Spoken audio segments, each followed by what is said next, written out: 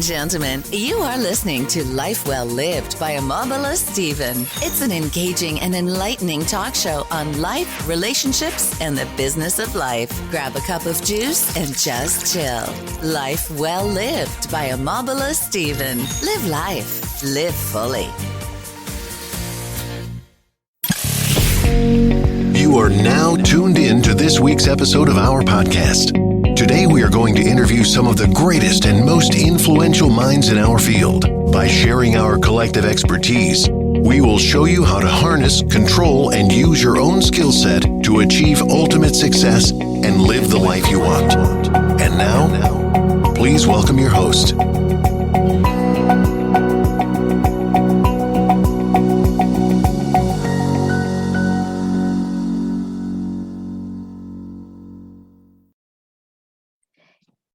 It's your host on the show, Omobola Stephen. Welcome to Life Well Lived by Omobola Stephen, a self-improvement, personal development podcast with the occasion of incredible and amazing guests who come to the show to share their insight on topics or subjects under personal development and self-improvement. On the show today, I have Ginny Gane, who has been helping women leverage law of attraction to become the most powerful and authentic version of themselves. Welcome to the show with me today, Ginny Gane. How are you today, Ginny? I am wonderful. And Omobola, you speak, I got to really listen. You speak so fast. Okay, I'm going to take it nice and slow. Oh, perfect. How are you today? Thank you for joining me on the show today. I'm really glad to have you and looking forward to your professional insight, especially on law of attraction, right? How we can harness it for our good. Now, Ginny, does law of attraction really work? Oh, yeah. I mean, it is like the law of attraction is like the law of gravity. We don't have to wake up and choose that to make it active. We wake up and we put 2 feet on the ground and gravity's working.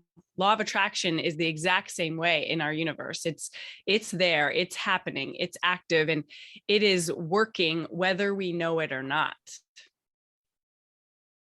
Great. So how can people wade through life successfully to becoming the best version of themselves? Is there a tool or strategy that has worked? Definitely. Well, I think one of the best things is building your awareness or your understanding that there's the law of attraction at play. So understanding or knowing that, hey, there's this universal law operating there. It's happening in your world, and you can leverage it. So we're not just victims to life. We're not just victims to what happens to us, that we actually have a role. We get to participate in creating our reality. And I think that's the greatest part about this, is just knowing that this is possible. It really opens up a lot of opportunities and possibilities for people when they learn how to leverage the law of attraction and even that it exists. Janie, looking at the importance of harnessing the law of attraction to get anything one wants or desire in life, do you think that its disadvantages outweigh its advantages? Do you mean using the law of attraction is an advantage in life? Is that what you're asking? Oh, yes. That's right. Yeah, because some people harness the law of attraction in the wrong way, because we know the law of attraction can help us to get whatever we want out of life, right? So in some instances, what we focus on tends to grow, and we tend to attract what we focus on. So what do you say to some instances where we focus on the wrong thing and then attract the wrong thing? Yeah, that happens all the time. And so there's unconscious manifesting, which is when we are focusing on something we don't want and therefore bringing that into our life. And then there's conscious manifesting, where we're choosing what to focus on and what to give our attention to so that we can bring more of that into our life. So I tend to stay away from wrong and right, but there are definitely things that we are focusing on that don't feel good. So say, for example, in a relationship, if we are constantly giving our energy to how bad this relationship is and how we don't have this and we don't have this and this thing that we want that we don't have, and we're not feeling appreciated and we're not feeling respected, and look at that bad relationship out in the world, we're giving all of our attention to the negative side of relationships or the lack or the things we don't want. But in fact, the law of attraction is bringing you what you're focusing on. And so you're actually going to create those kind of relationships for yourself if that's what most of your focus is on. So we can definitely be, in your words, using it to create the wrong things. But how we know the difference, there's two ways that we know what we're attracting or what we're bringing into our lives. And that is by what's showing up in our life. So if we're having a lot of negative experiences in our life, that's one way we know we're attracting things we don't want. And the other way we know is by how we feel. So if we're feeling really kind of depressed or low vibration or sad or unhappy, any of these things, that's another way we know that we're going to be attracting things that are a match to those emotions. And so the powerful place of leveraging and learning about the law of attraction is that we can actually guide and control how we feel. Now, this doesn't happen overnight, but it is a process, and it's just like learning a new skill. It's just like learning a new language, learning to walk. We can learn how to leverage the law of attraction and how to manage our emotions so that we can get more of what we want, more of the, right things, manifest the right things in our life. Got it. Ginny, let's talk about the power of now. What's it all about, and how can we harness it? Well, the power of now is really powerful in when we talk about leveraging the law of attraction and manifesting. And that is because the now moment is our greatest power. So we have focus and we have attention, and that only happens in this moment right now. So sometimes, you can think about the past or the future, and the past and the future, if you ask yourself, they both actually only exist right now, right? So when we're thinking about the past, it's only a reality in our mind. Or when we're thinking about the future, it's only a reality in our mind. But what is real and physical is only happens in the moment. So in the now moment. So our greatest power of creation, of creating a future of what we want, happens only and forever in this moment now, like in this current moment. Does that make sense, Omobola? Sure, it does. Thank you for that incredible insight. It does. You want to talk about the role of inspired action. Is there any steps to take to achieve it? Yeah, I wanted to say one more thing about the power of now. So, all right. Yeah, one of the things that sometimes manifestors get stuck on is they spend a lot of time, or people, when they're leveraging the law of attraction, they spend a lot of time thinking about the future or thinking about the past.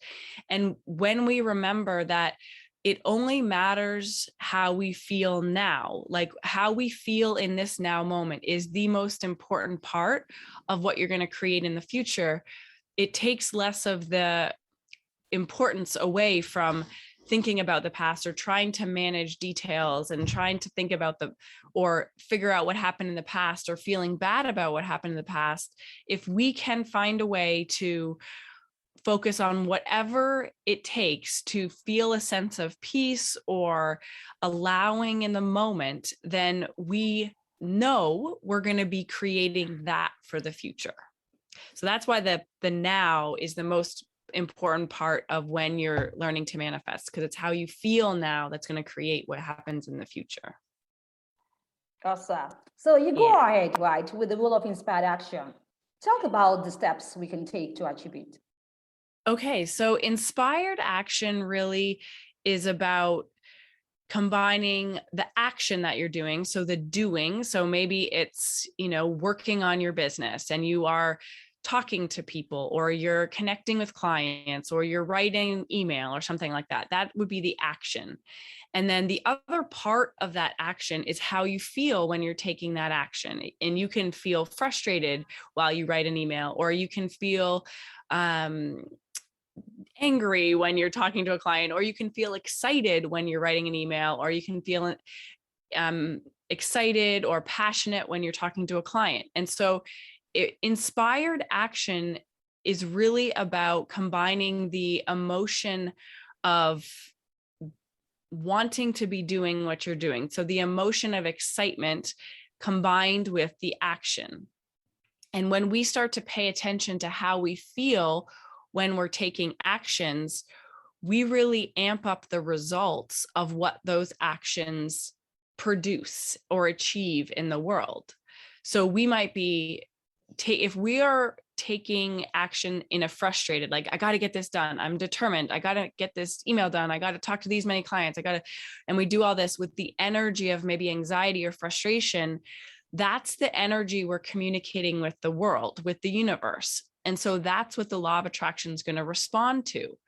So we really want to start, as conscious creators, we really want to start to pay attention to how we feel when we're taking action. So we want to be doing things that excite us, and we want to be talking to people that feel good to us, and we want to be taking care of our business or taking actions in our business that are exciting for us or that feel good to us, not the ones we dread or are just the last thing we want to do on the list, because that's what we want to communicate. That's like the language we want to be giving to the universe so that the law of attraction can respond with more things like that. So that's a little bit of the background. Now, inspired action is really about waiting for the action or following the actions that are most kind of exciting to you, the little whispers that come. So in law of attraction world, we talk about how there's ideas that come from the mind, and that those are the ones that you're trying to figure out. Like, your brain really likes to think and figure out. And then there's other ideas that come to you that seem to come from nowhere. They come from somewhere beyond, I don't know, the non-physical, and they seem unexpected.